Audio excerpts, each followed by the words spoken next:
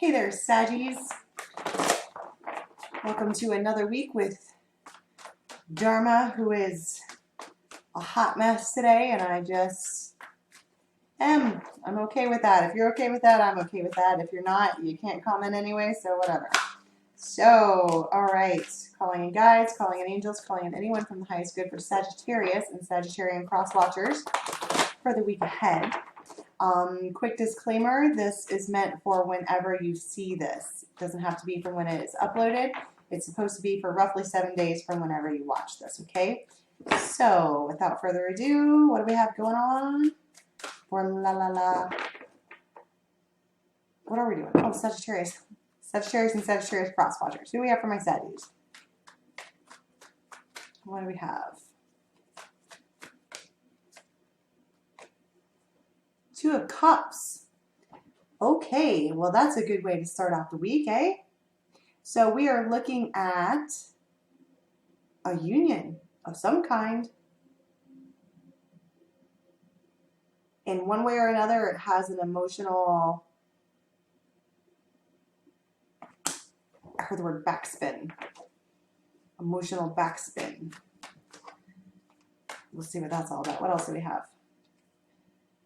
We are going to defend this. Okay, for whoever this is resonating for, this Two of Cups is like a unicorn. It's like a once in a lifetime. It's a now you see me, now you don't. It's worth fighting for. I'll tell you that much, because it's special.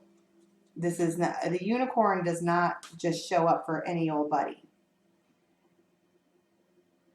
But we have the call in reverse. It's like, for some of you, it's a literal call that you're not getting, like phone call. But for a lot of you, there is a spiritual call to, well, I was going to say deal with this. And I just saw 2222. I mean 222. But someone isn't heeding the call. But at the bottom of the deck, we have the Ten of Cups. So we have the Two of Cups and the Ten of Cups. So somebody is surefire clear that this is their magical unicorn. And they are going to, in their mind space at least, fight for it. It's just somebody isn't heeding the call in order to make that happen yet. Okay, so let's see who we have from the Aries. Who's coming out this week for Saggy in their week of 10 of Cups and happiness? The Laum, unconditional giving, unconditional receiving. That's what I'm saying.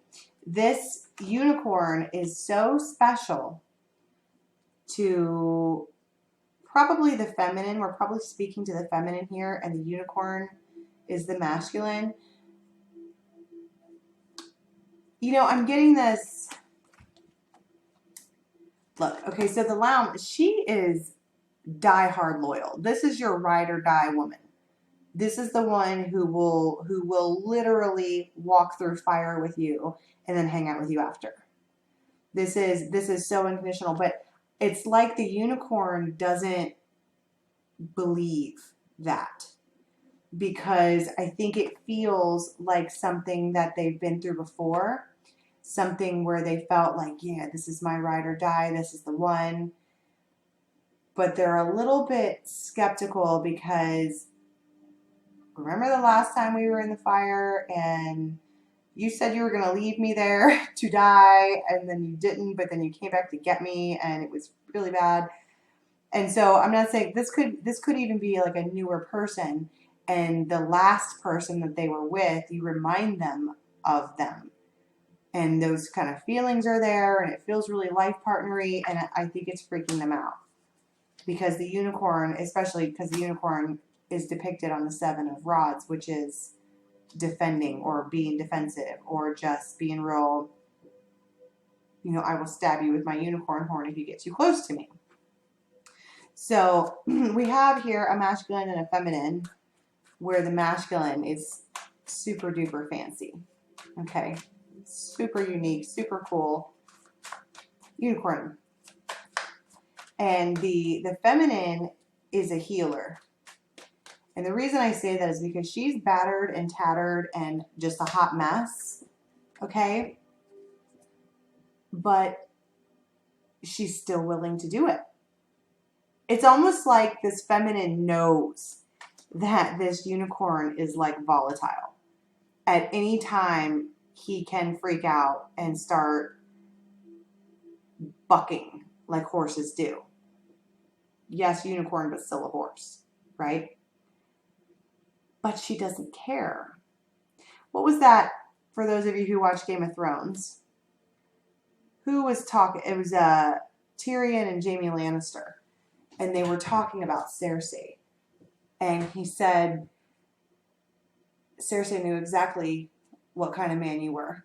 And she loved you anyways. Which I won't give it away if you haven't seen it. But what Jaime does at the end is just great. But that's this. She knows exactly what she's getting herself into. And she doesn't care. It's a unicorn. Right? And he's kind of like, but I'm this and I'm that and I do all these things and this is my past and I'm this and I'm that. I don't understand why you can be so loyal to me or so unconditional. You don't even know me. And she's like, I don't care. It feels very like Edward and Bella when he's all, what if I'm the villain? And she's like, I don't care. He's like, what if I want to drink your blood? And she's like, here you go.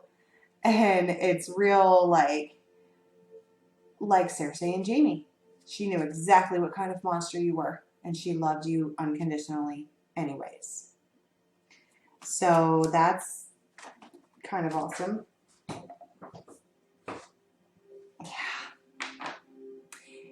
And what this does to the masculine is it gives him strength. It lights up his heart chakra, his third eye, his crown chakra. It turns him into this. 10 of Cups, right? It turns him like he goes from this unicorn who is like, I don't know, get away from me.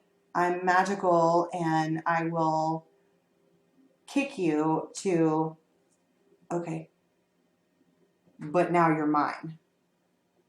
And it does feel like that. How I just went, it feels just like that. Because it feels like there was so much, and this is this. Someone isn't heeding the call, which would be the masculine, because he doesn't believe it or doesn't want to believe it or has already been hurt and isn't interested in doing it again. And somehow or other, this Laum, she's just sitting there. It's not like she's being clingy. They're looking at each other. She's not being clingy. She's not calling all the time. She's not blowing up his phone. She doesn't ask him about what he's doing when she's not around. She's giving him space, basically being his ride or die, you know, because for those of you who have been in successful long-term relationships, I don't want to say the masculine because it can really go either way. Usually when people are like this, magical, and everybody wants them, and they're desired to be seen or had or owned, I guess. Everybody wants a unicorn. Everybody, if somebody had a unicorn on display, everybody would go look at it. Okay? And that left the masculine vulnerable because everybody wants a piece. But she's just sitting there. She's like, this feels very like him being like, what do you want from me? And she's like, nothing. You know, there's a difference between need and want. I don't need you for anything. Check me out. I've already been through hell and back. I've got this cool rock here and I'm chilling. But I want you. I want you. And this unicorn is like, Nobody's ever said that before. Yeah. And then it's like ding, ding, ding, ding. All of the important lovey-dovey ascending chakras get lit right up. I don't need you, but I want you. Who else do we have coming out for Saggy this week, please?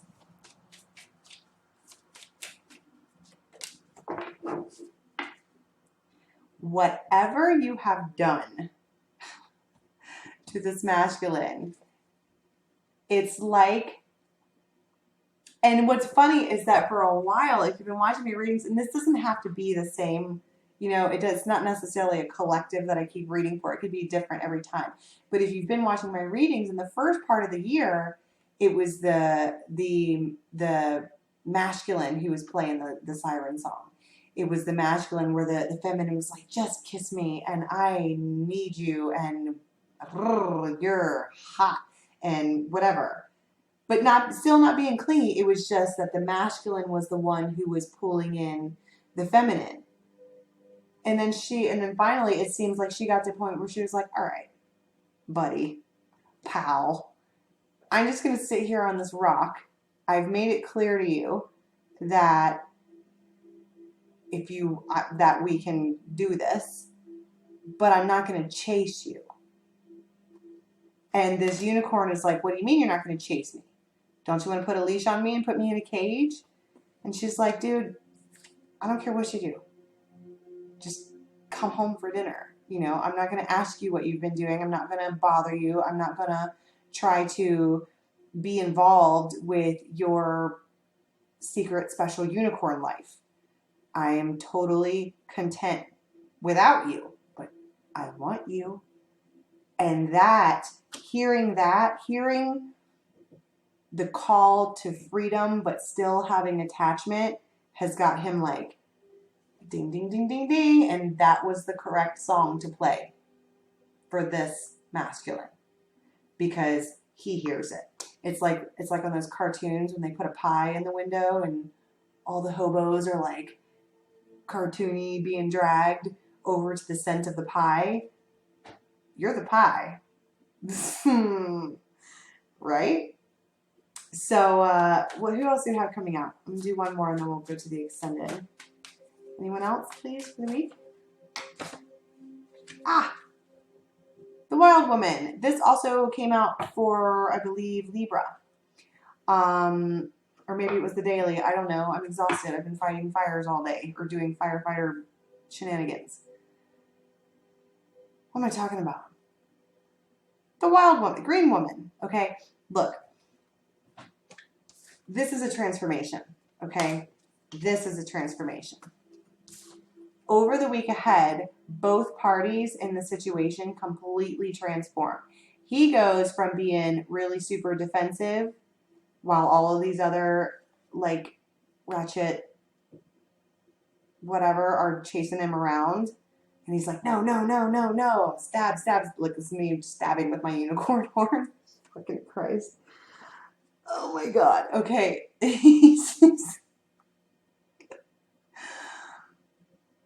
So you could picture all these other little flies, like, that you want to swat away as the other ones that want him. But they're all saying, I want you. I want to marry you. I want to be with you. It's just going to be me and you. But this one over here is like, I don't give a fuck what you do. I don't want you, though. I'll be here around. It's real. It's real. And that's the thing about Sagittarius. Okay? You give Saggy freedom. And Saggy gives freedom.